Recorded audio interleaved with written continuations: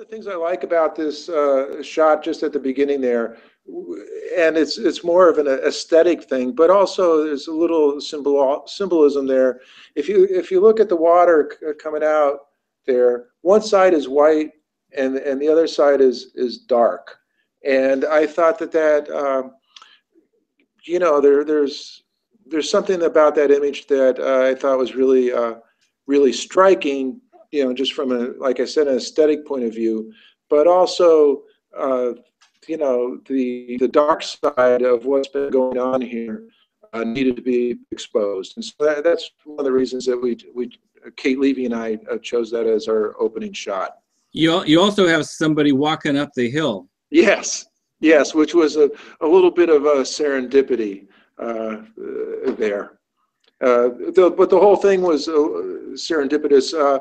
One of the things when we did our interviews, people were talking about the shopping carts, you know, found in the Flint River, and sure enough, when we were kind of walking through the woods in the area, there was a shopping cart right there. This is Claire McClinton, who's an activist and a former auto worker, staunch union supporter, and Claire did a very, very good job of articulating the issues, talking about how the emergency manager law, you know, takes away democracy for the people who are forced under the system, and how they knew it was a bad law, but they didn't really ever imagine that it was going to affect something as critical to a person's life as their drinking water. That took everybody by surprise. And so this is just talking about, the claim was that they were going to save $5 million. They keep increasing the amount that they said that they were going to save as time has gone on. But let's just take the $5 million. What this gets to the heart of is, this was supposed to be a decision made on an economic basis. And on that basis, it's been an unbelievable disaster. And it's hard to calculate just how much of a disaster. For one thing, you have the destruction of the water infrastructure that we talked about. Professor Mark Edwards from Virginia Tech estimates that, you know, maybe 12 years have been taken off of the life of the infrastructure. And so those are costs that have to be absorbed. And unless something changes right now, it's going to be absorbed by the people of Flint, which is a city with a lot of poor people, a very high poverty rate, and a lot of minority residents. But there's also the cost of these kids who have been lead poisoned. Excuse me, they're going to suffer from lower IQs as a result of this. They're going to suffer from learning disabilities and behavioral problems. And so those kinds of kids are very expensive to educate. And so you're going to have the added costs of that throughout the whole time that they're in school. It's going to be much more expensive to educate them.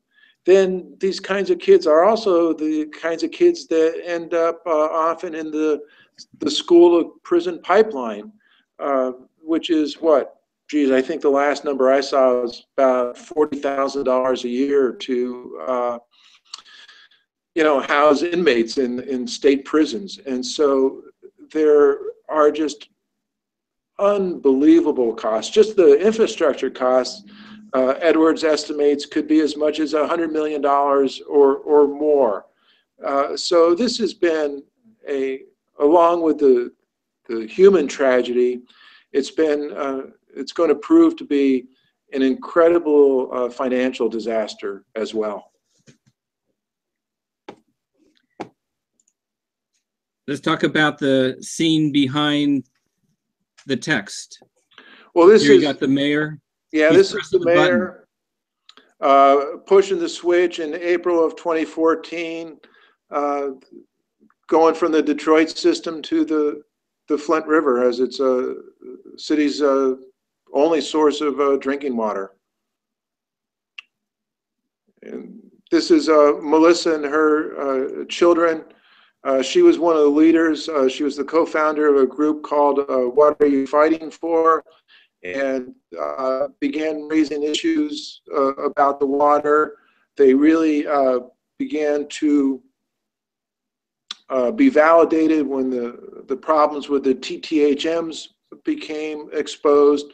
But she's talking about people were, you know, their hair was falling out in clumps. They were getting these strange rashes, you know, all sorts of physical problems that began to show themselves soon after the switch to the river water. And again, the response from officials who were supposed to be protecting them was to deny that there was any problem whatsoever.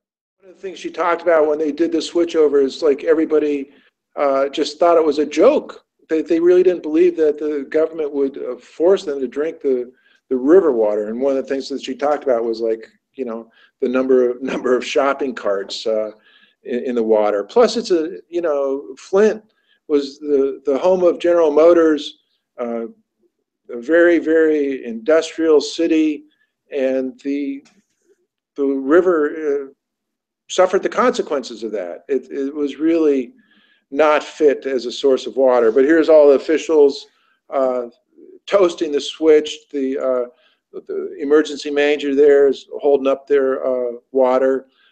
Kate Levy, who worked on this documentary, wanted to call it "Here's to Flint," because that's what they're doing when they're holding up their glasses of water after the switch over there. The toasting the changeover, saying "Here's to Flint." You know, Kate has a little bit more ironic sensibilities than I do, and kind of goes for more obscure titles. So we had a little debate over that, but Hard to Swallow, I thought, ended up being a good choice, because what was hard to swallow? Well, the river itself was hard to swallow, and claims that that it was safe. The claims themselves were hard to swallow as well. Matter of fact, people refused to swallow them, and why we're here talking today, because they would not stop until they got to the truth.